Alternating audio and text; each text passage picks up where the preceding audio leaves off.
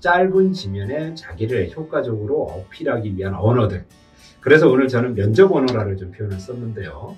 자, 마법의 면접 언어 12가지 지금부터 소개해 드리도록 하겠습니다.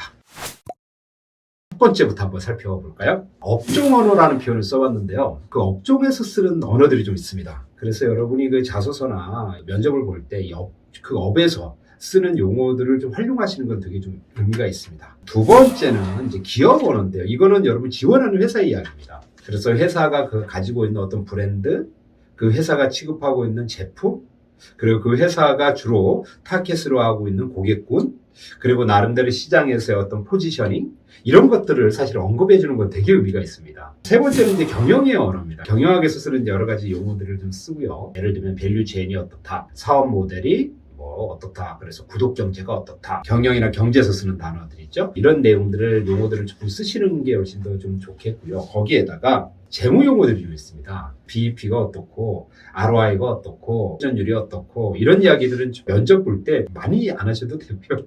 깊이 있게 안 하셔도 돼요. 보면 이쪽 분야에서 아는 사람들이라면 쓰는 용어들, 이런 것들을 조금만 좀 챙겨 놓으시면 훨씬 도움이 됩니다.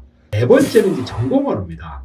여러분이 지원하는 분야의 전공 영역이 있잖아요. IT 분야에서 쓰는 용어들이 있잖아요. 직무에서 쓰는. 이걸 이야기하면서 술술 좀 나와야지 되지 않을까 싶어요. 그 앞에 계시는 분과 함께 일할 팀장이 앉아있는데 그 팀장이 이야기 몇 분 들어보면 금방 알지 않겠습니까? 그리고 이제 시사 언어는 조금 챙기실 필요가 있습니다. 그래서 이제 시사 언어라고 하는 것은 최근에 어떤 핫한 이슈들이잖아요. 요즘 들어 뭐 많이 이야기하는 게 챗GPT 같은 거. 그래서 앞으로 AI 등장이 우리 사업에 또 우리 업무, 직무 환경을 또 어떻게 바꿀 것이다. 뭐 이런 것들 좀 챙겨보시면 좋죠. 그래서 그 다음에는 이제 계속 제가 강조하는 용어 중에 하나인데요. 그 숫자를 계량 언어를 좀 써주셨으면 좋습니다.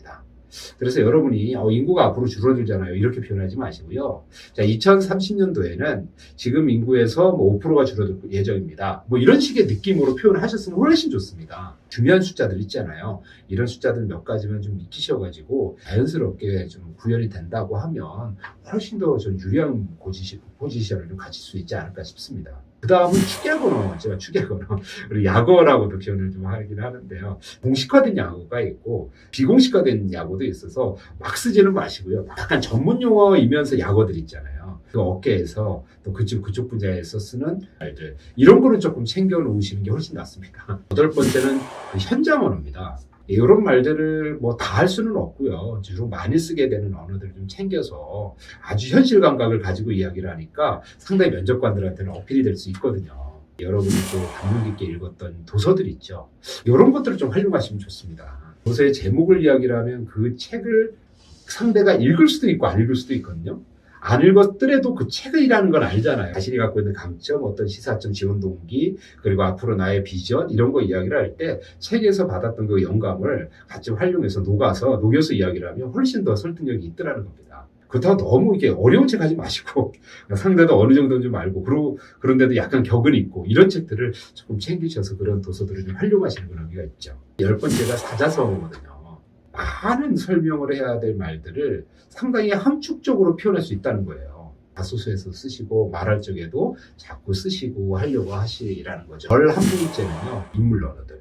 그래서 누가 이렇게 말했다는 거 있죠. 빌 게이츠가 이렇게 이야기했다. 이렇게 이야기를 하면 신뢰감을 가지고 듣는 경우가 많이 있어서 뭐 역사의 선연 중에서 주셔도 좋고 현존하는 사람들이어도 좋고 이런 사람들의 이야기를 좀 빌어서 자신의 의견을 피력하는 거, 이것도 괜찮다는 말씀 좀 드려볼 수 있겠습니다. 그리고 마지막으로 이제 속담 같은 거 있잖아요. 속담과 격언은 오랜 세월을 거치면서 많은 사람들 사이에서 나름의 범용화되고 표준화되고 또 어느 정도 인정하고 있는 이런 문구잖아요.